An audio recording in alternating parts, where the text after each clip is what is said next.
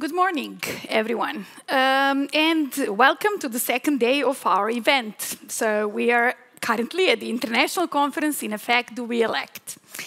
This morning's panel is a warming up panel for today's hard work. Ahead of us are one more panel and multiple working groups. I know that all of you have the agendas, but just to name some of working groups.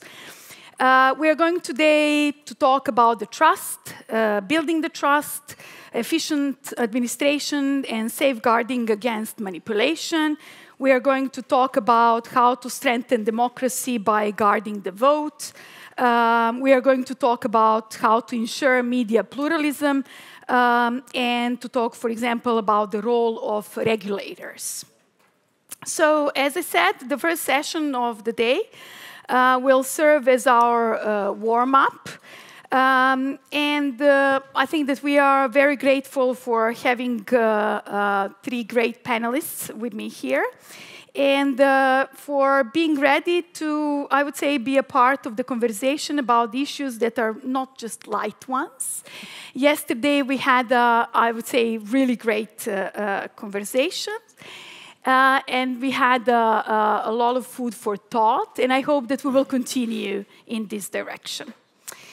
Serving in different countries, diplomats learn about many specific attributes of electoral processes around the world.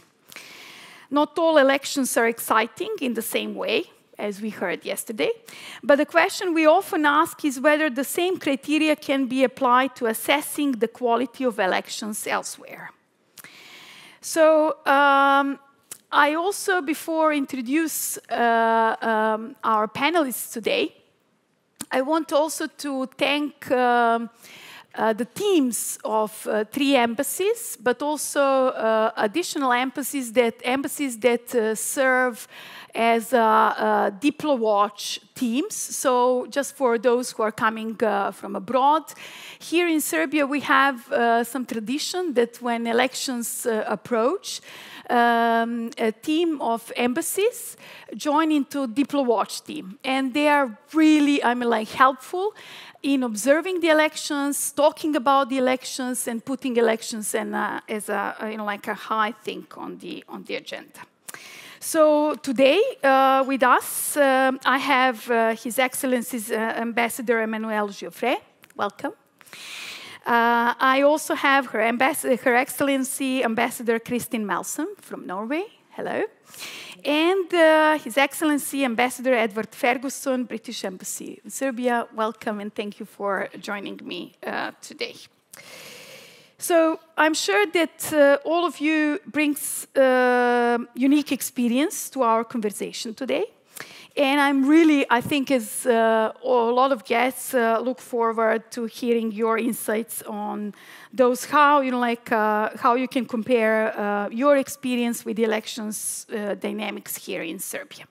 So let me begin by asking Mr. Giaufret about, and I mean, that will be the question for all of you. It's about ambassadorial role itself. So we often hear that nature of an ambassador's job can vary significantly depending on the host country. In some countries, ambassadors are much more publicly visible and engaged than they, let's say, typically would be elsewhere. So is Serbia one of those countries where an ambassador is expected to play a more active and visible role? And do you sometimes feel that the expectations placed upon ambassadors here might be too high? Well, first of all, let me thank you for the invitation and thanking CERTA for organizing the conference. We've been following CERTA for many years, and we really appreciate the important work you do for strengthening democracy in Serbia. So I want to congratulate you and your team for everything you've done since I'm here. I've seen great work coming from you, and I encourage you certainly to continue that. Thank you. When it comes to your question, I have to say that I'm a little bit in a specific position because the nature of my work is a bit atypical in the sense that as the EU ambassador to Serbia, the main purpose of my functions is to get my function to disappear. So that should not be no longer a new ambassador to Serbia, but a representation of the Commission in Serbia. This is really a very specific situation, I have to say. I work for the Serbian citizens to become EU citizens, etc. So this is about the special relationship that exists between the EU and a candidate country that certainly make a big difference compared to any other countries in the world where we would serve as a EU ambassador. And of course makes the nature of the work very specific. And the reason why we're here is to make sure that Serbia align its legislation, policy and standards to the European Union as quickly as possible. And this is the very nature of enlargement policy. This is the very nature of the negotiations. It's not about negotiating which standards to apply, but how quickly to apply the standards. And of course, this gives us an insight, a role, a functions which is very specific and very atypical.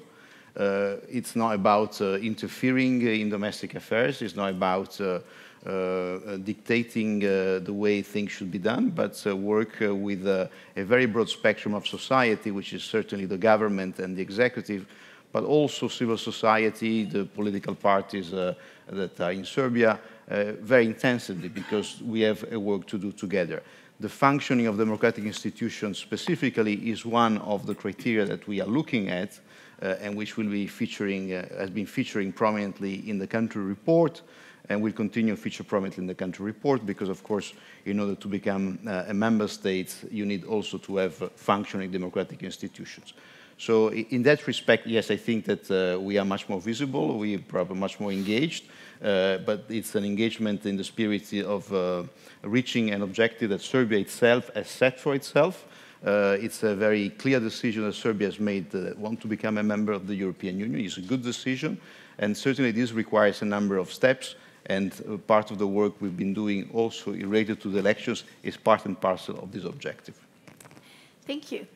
Ambassador Ferguson, I mean, like, we see you very often on different events. Is it, expectations from you to be present, so much? I mean, I think every country is different, and I think one of the challenges as an ambassador is trying to understand the environment that you're in when you arrive. I mean, I was also ambassador in Bosnia and Herzegovina, which is a quite specific context. One of my roles was to sit on the steering board of the Peace Implementation Council, which is charged with overseeing the implementation of the peace agreement. And that required quite a hands-on role at times to, in some ways, get more involved in domestic politics than I think is, usual for ambassadors. And I think it's a very different context here in Serbia, whereas Ambassador Giaufret was saying, Serbia is a fully sovereign state that will make its own decisions, but it has made certain decisions that bring it into the international sphere. That strategic ambition to join the European Union entails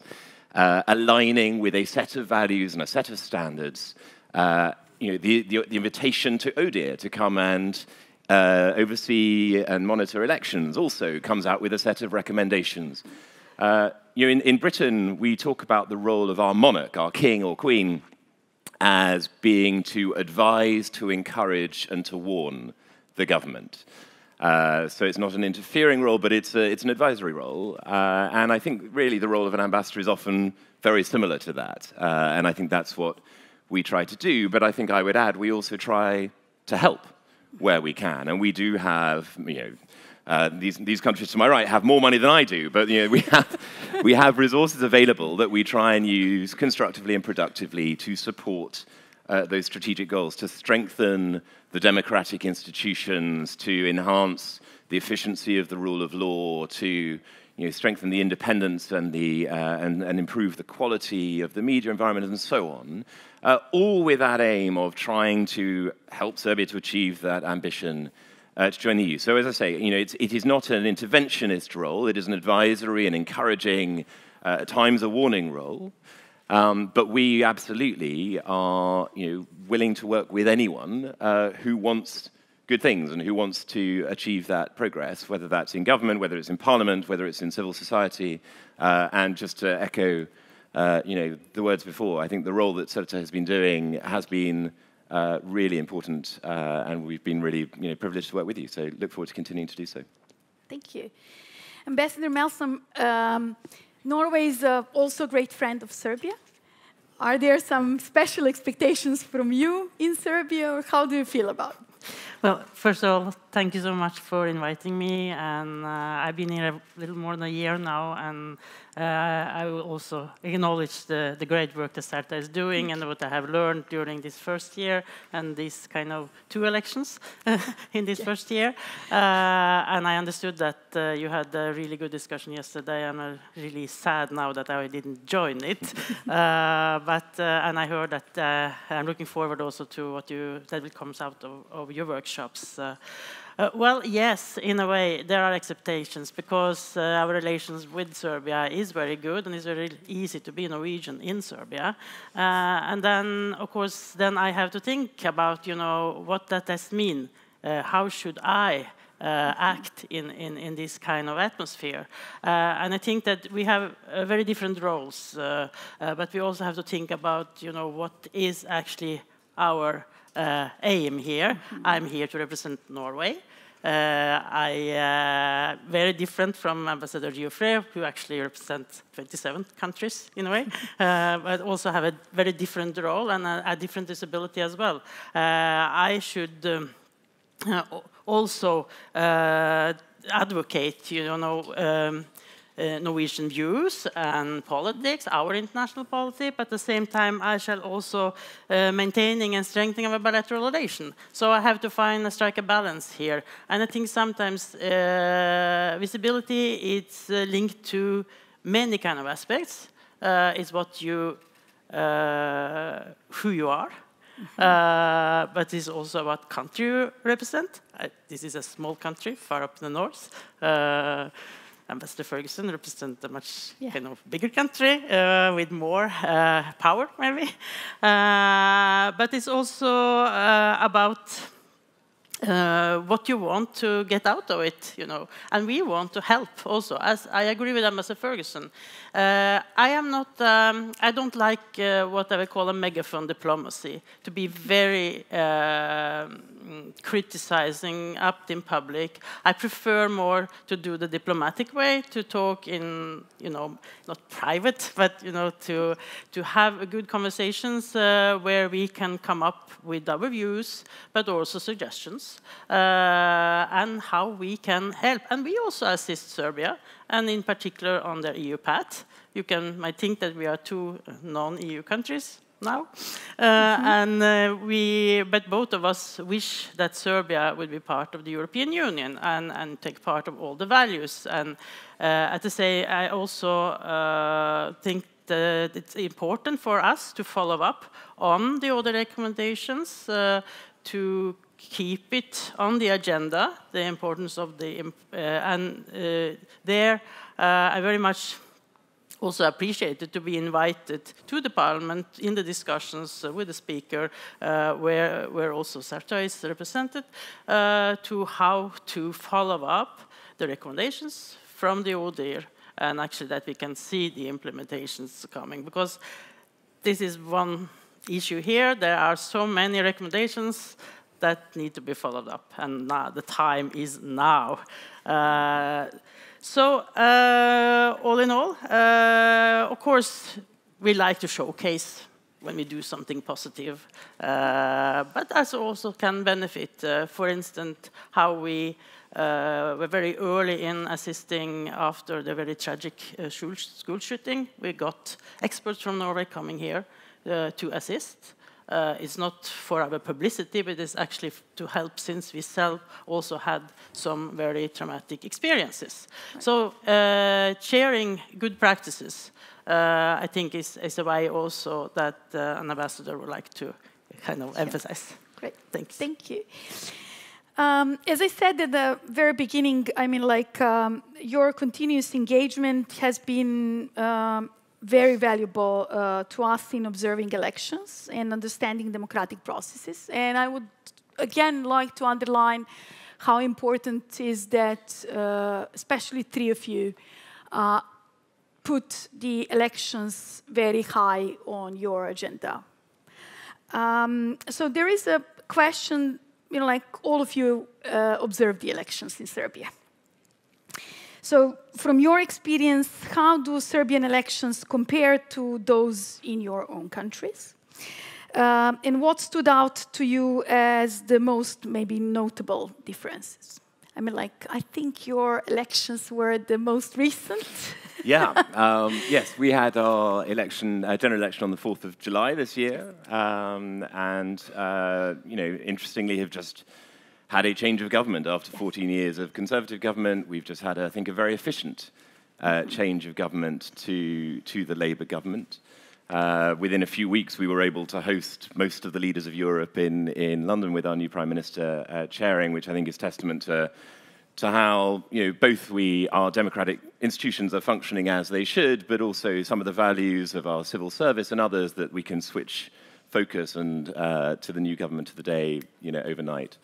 So I think that's a positive. Yeah, I mean, I observed both the elections in the last 12 months here in Serbia, and it's a really fascinating thing to do, and you learn a lot, I think, from doing so.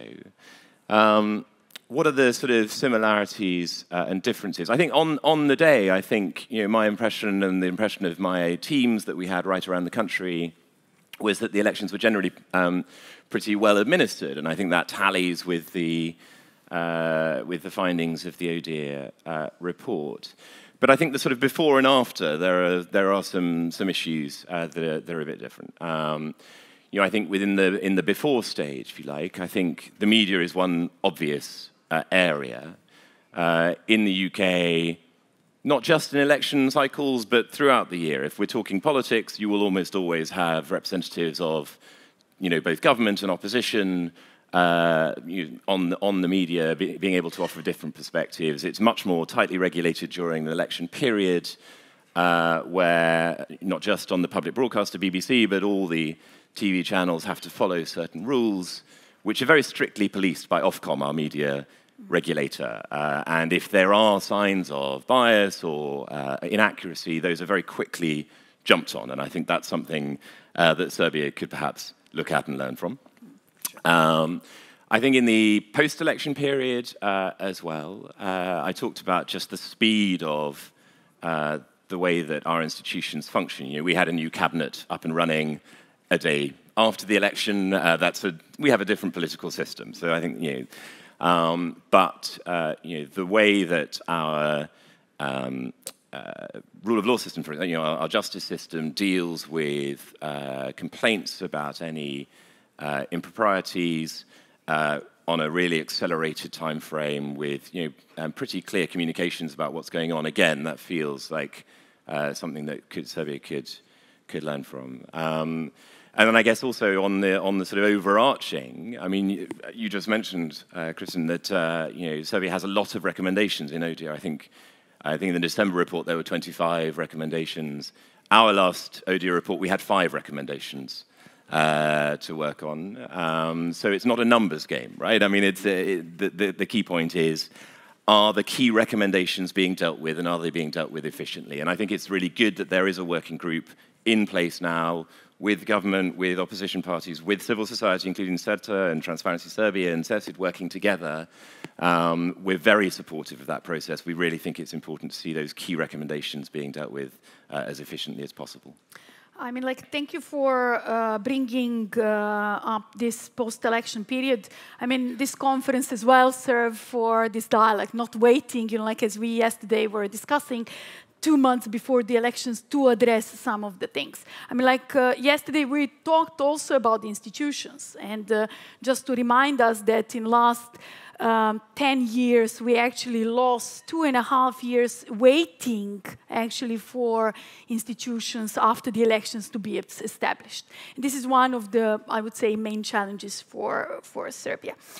Ambassador Giaufret, I know European elections are a little bit different. I mean, like, we can't say, but please, I mean, like, the experience is for sure different because so many countries, but you know, like, what would you bring as a... You know, I learned on elections that one important issue is to avoid comparing elections with each other between countries and within the same country. An election should be compared to international standards, otherwise we lose a little bit our way. within the European Union, we have this policy of relying very much on ODIHR assessment of an election process, because an election process is a very complex event. It's not only election day. What you see on election day as an individual might be even misleading compared to the overall process. It does require knowledge throughout the campaign, skills, capacity, and resources. We always refer to the ODIHR assessment on elections, as we did, for example, for the December elections here. And the EU concluded that the process required tangible improvement and further reforms. So we set up a bit of a goal, which is very much, as the British ambassador indicated, based on the recommendation that ODIHR has issued after the recent election, but also longer in the past. But we also call for methods, how to improve this, how to implement this reform, which is a cross-party dialogue, an inclusive dialogue involving also civil society. Because if you want a result which is resilient and convincing, you need also a consensus around this result. And we have also tools, so we have a project, a regional project to fund ODIHR to work on the implementation of the recommendations. And we worked here in the context of the enlargement process with the government, and particularly with the reform agenda for the growth plan, to see how these specific issues related to this tangible improvement and further reforms could be articulated in practice. And I think we should be quite happy with the result, because now we have in the reform agenda a commitment from the government. The reform agenda was adopted by the government in Serbia and has been approved by the Commission just yesterday, where he says we need to do a number of things that I think matches exactly the main concerns expressed during the recent election. So, and we have now a clear path forwards. We certainly need to continue the work, and the fact that there is a working group now in the Skupština that is looking at this issue. We have a time frame that is linked to the reform agenda. This is encouraging. I think it's really something that we have to highlight. And in that respect, I also want to recognize the role of civil society here at CERTA and other organizations like Transparency Serbia and CESI that have been working very hard. Obviously, the proof of elections is in the voting, or the proof of elections is in the election process, so, and in the reform. So we still have to implement to reach that stage.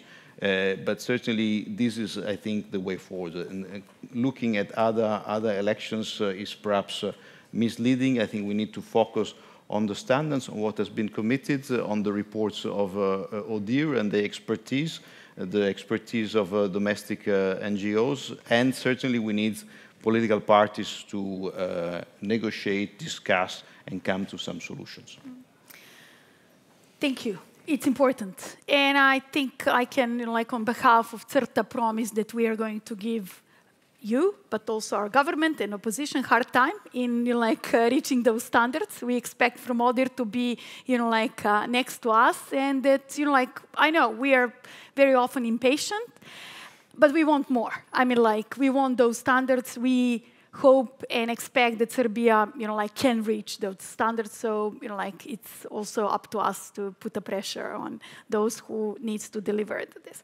I mean, Norway is considered one of the most democratic and transparent countries in the world, with a strong emphasis on equality and civic participation.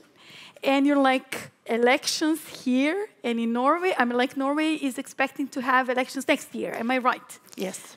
So, we are expected parliamentary elections next year, and even if Ambassador Giaufret said you should not compare at all, at least I can just tell a little how different we are, because we have fixed elections.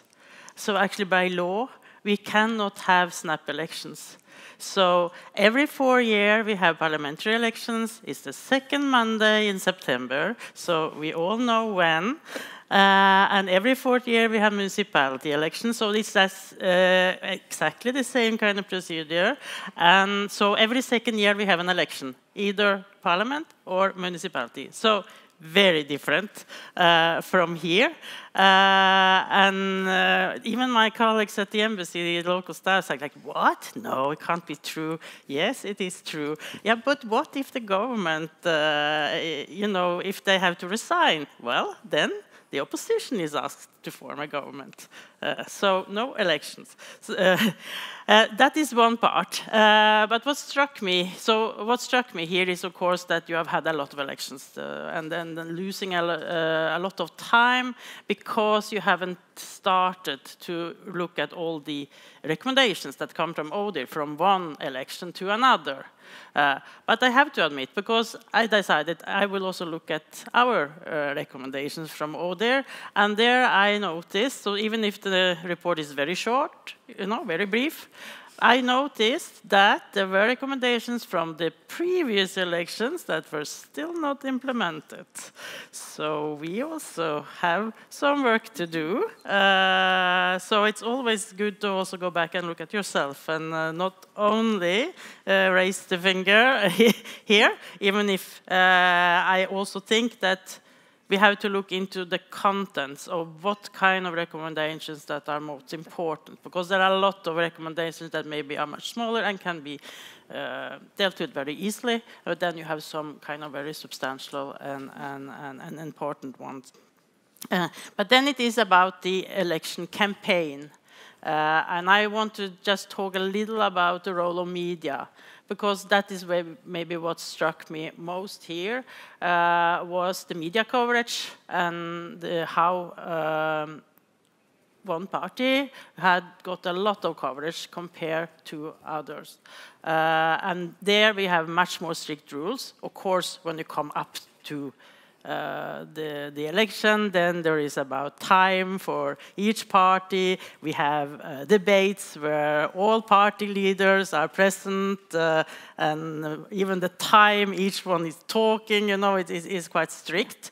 But also during the years, pluralistic, critical media that maybe, I will not say always, because, but more maybe that the discussion is about the topics and about, political issues more than actually the person itself, so the politician itself, even if that also can happen. But they see, this is one aspect that maybe struck me here, very person-focused side. And then, of course, also a very kind of, the media coverage were very, well, one party got much more coverage than all the others. And I think also the political debate, to have a respectful debate. And one thing that I also have never experienced is like boycotting an election. Mm-hmm. Which I also think is, for a democratic country, this is really sad. Yeah. When political parties decide to boycott. I mean, like, it's a political decision, and we can, of course, discuss about those decisions, but may I continue, just because yesterday, and we are all the time talking actually about this year as a super election year. A lot of countries, a lot of people are going to vote. So, yesterday we were talking about whether, there is a hope in those elections. Is democracy winning or losing this super election year? What do you think? How, his impression, coming from the Norway? I understand and I agree, don't compare, but, let's dream about some standards. So, how do you see it? Well, one thing is the election in itself, but then it is the result of the elections and what comes after the elections. Because we can say that, for the democracy, we need we need elections. How democratic they are, that might sometimes be a question, but the question, well, sometimes, we don't like the result of the election. But that's also democracy. So we can suddenly find ourselves in a kind of awkward position because we are afraid for what will come after the election. And what maybe worries me most is actually the interference from what we call unknown actors that have we hear that will have an impact on the election results, and we don't know who they are, but we hear that this is happening. That is, I think, a huge challenge for our democratic elections. How to deal with this, how to fight against it. And then, of course, another thing is participation. We notice in some countries that voters' participation is quite low. So the result is based on those who vote, but we have a huge group of people that do not see the point of voting, or that the process of registering and actually be able to vote is so complicated that people do not, even do not bother because it is too complicated, or are not allowed to vote because they are in the wrong place. I want to give one example from Norway there, and that is about voting, because we can vote very early, so kind of pre-voting during whole summer. So for instance, for me, I can go back to Oslo in summertime and I vote for the parliamentary election in September. So very different. But we are like 6 million now, and Serbia is 7, 8. So 7, 8. And we are much kind of longer country. And you are much more kind of compact. So things are possible. But to allow people to vote and make it easy for people to vote, I think also is an important part of that. Right. Ambassador Ferguson, how does it look to you so far? Super election year. Yeah, I mean, it's been a huge year for elections, hasn't it? I think half the world's population has voted or will vote this year. So it's pretty, I think as I'm, as strategists, I think we look at the world and we think, well, there's a lot of risk of change and turbulence, which is opportunity and challenge. I have to say our election left me feeling pretty hopeful. I mean, the one we've just been through in Britain, I don't think there's any question that we had a result that reflected the collective will of the people within the context of our electoral system. We had a very, as I say, a smooth and efficient change of government, and I think we've seen stability throughout, and I think that's encouraging. But I do think there are some real challenges. I think some of them we mentioned there. I think I would particularly mention just the mass of information that people are swamped with in their lives these days, particularly through social media, and very often the mass of misinformation or disinformation, deliberate misinformation. And I think it's increasingly challenging for people to work out what is true and what is not true. And I think my reflection on that is just how important it makes the role of public broadcasters as a source of fact-based, objective, reliable information that citizens can count on in order to make informed choices about which sort of government they want to have. And so I think that really focusing on the public broadcaster, is it fulfilling its mission? What needs to change to allow it to provide that essential public service in a context where otherwise we risk leaving our citizens adrift without an anchor in a world of swirling information, I think is absolutely critical.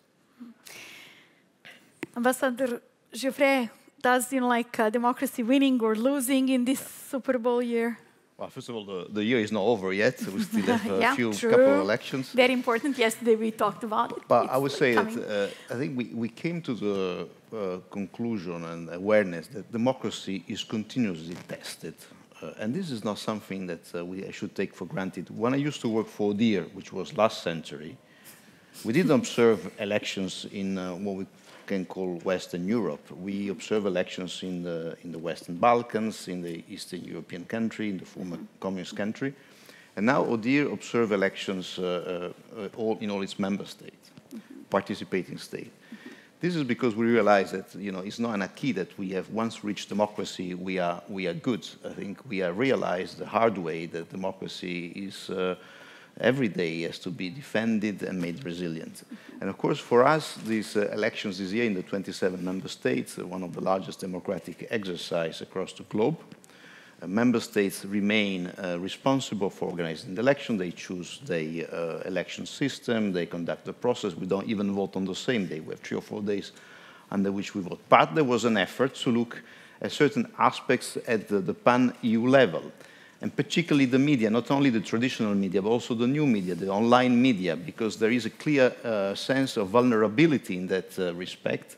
The Commissioner for Values and Transparency, Jourova, the Vice President of the Commission, she did a tour in half of the member states before the election to try to mobilize member states in order to look into the possibility of disruptions of the elections, attack to the integrity of the process, particularly through online media. She looked at foreign interference, disinformation, the use of artificial intelligence, cybersecurity, and new technologies. And we have produced a working document out of this process that give a positive result. So in that sense, we've been winning, because the document says, I'm read, based on current available information, no major information interference operation capable of disrupting the election were recorded. So we managed to control, as far as we understand, but there were attempts to disrupt, attempts to create, to diminish trust in the process, and by diminishing trust in the process, you also undermine the credibility of the process itself, and hence the credibility of the final result. This is actually happening. It's happening in our society. It's happening across the globe. And certainly we need to be alert. The European Union has a number of tools that we've mobilized in the pre-election phase before the European election to try to counter this wave of disinformation, information manipulation, and use of new technologies. And the results, as I said, seems to be a positive result. Also, we've recorded this year for the European election the highest turnout since 2004. It's not a very, very high turnout, but it's more than 50%. And again, it's the highest. We've seen turnout increasing in European elections. So this is another win, because turnout participation is also an indication of how much people trust the process and whether their vote is making an impact, so, which is very much the subject of your discussion during this conference. I mean, like, this information, and thank you. I will just link one question to this, because I mean, like, I have some other or higher expectations from, like, Serbia is a candidate for joining the EU, and on our elections, do you expect, like, that EU integration is more present as a topic, like, on the, pre-campaign, campaign? Because what you are saying, I mean, like, there's a lot of issues that we could discuss, and somehow I think we don't as a society. How do you see it? Like, do you miss EU integration when you watch, like, our elections and the campaign? Well, certainly, this is not so much about the integrity of the process. It's about which sort of topic people and political parties would bring up during the campaign. I personally believe that the European integration is a strategic goal of Serbia. It is a process that is changing Serbia for the better, that has to change Serbia for the better, bringing higher standards to the citizens in every possible area, to increase prosperity, and also to bring more security. So it's a huge decision that Serbia has made in joining the European Union. It does imply hard work. And certainly my appeal when I meet anyone that wants to listen to me from the political side, the business side, the civil society side, is this is an issue that needs to be discussed with the citizens. It needs to be explained. It needs to be brought to the attention of people, and people can make a decision. So I certainly would be delighted to see more debate on the European integrations during elections in any candidate country, including Serbia. Right. Thank you. I mean, like, both of you said that you are there also to help Serbia in this integration process. About, like, what about your expectations? Do you see, like, the EU integration process is enough present, especially in this pre-election campaign period? maybe even after? How do you see that? Well, maybe not that present. If we are as Ambassador Giaufret said, it is a strategic goal and it is a kind of agreement among the parties about where the path is. We haven't seen any party that are kind of diverted or away from that path. But then it is everything that actually gets into this package. You know, there you have a lot of topics that should be debated more. Maybe for the visibility of EU and what everything EU does, you could have had more visibility and talk more about actually what does it mean to become an EU member. Well, you know, I will not talk about our debate, there are no debate in my country. It is a kind of like political suicide if you start to mention it. and I see some other colleagues laughing as well. But everything, what does it mean for Serbia to become an EU member, and what does Serbia need to do to become an EU member, maybe should be more visible, because it becomes very abstract for people. People will care about their daily life, about, you know, more kind of needed in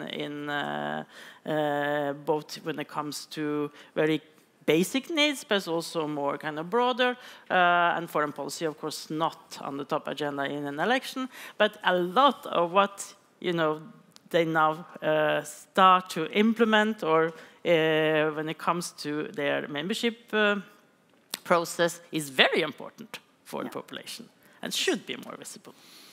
Like your experience about debating EU, you like.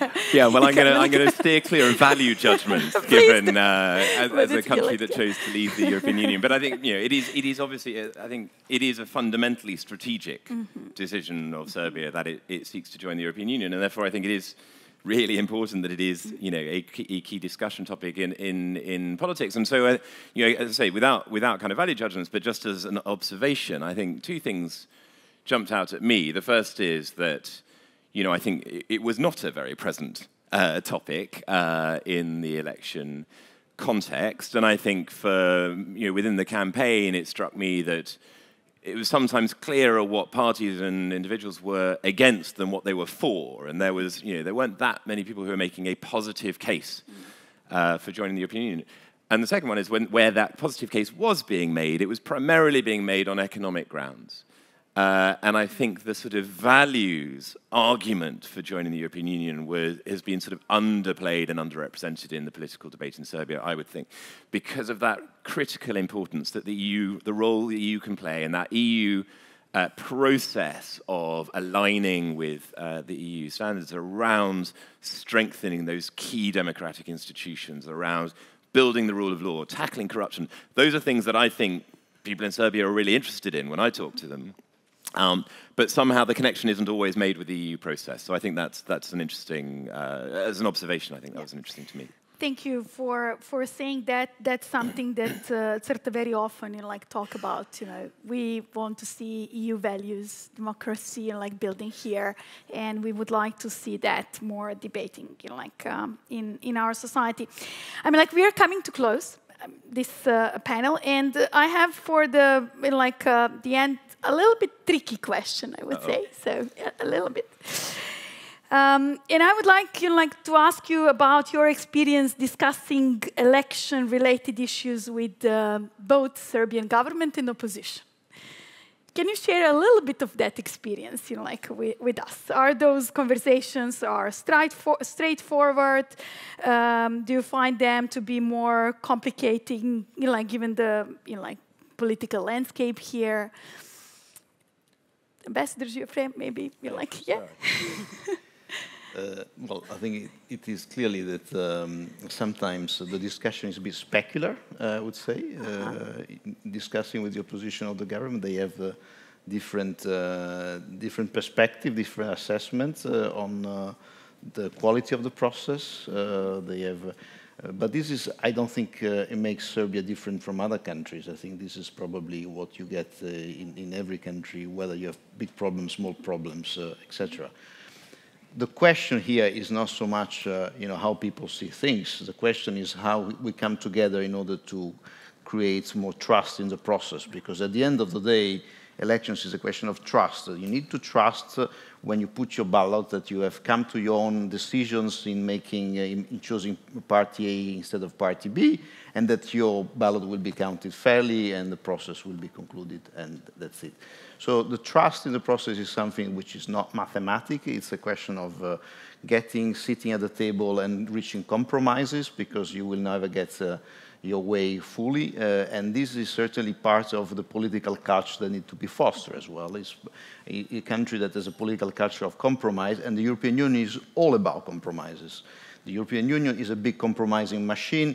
We have 100,000 working groups that every day sit down, and every country decides to compromise on something, because the next day they will need the support of the others. So this is our political culture in the European Union. The democracy is about compromising, and I think this is what we need to see also in Serbia, to have this culture of political dialogue and capacity of compromising to reaching the greater good for the citizens. Ambassador Melson, can you share some, insights from those talks? Are they straightforward?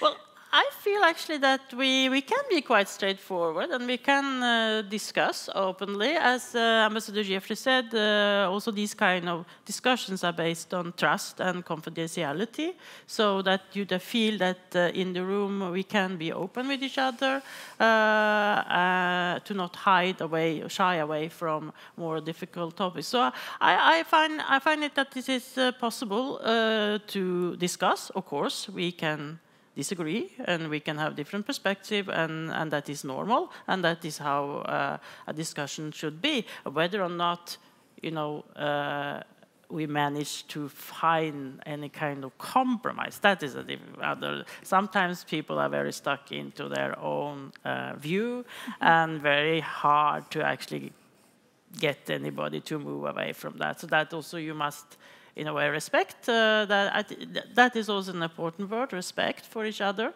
in the discussions. So I don't have any kind of juicy details from different kind of discussions, because, as I said, it's based on trust. So then I also need to be careful of what I tell in the public. But that we can actually approach the different parties.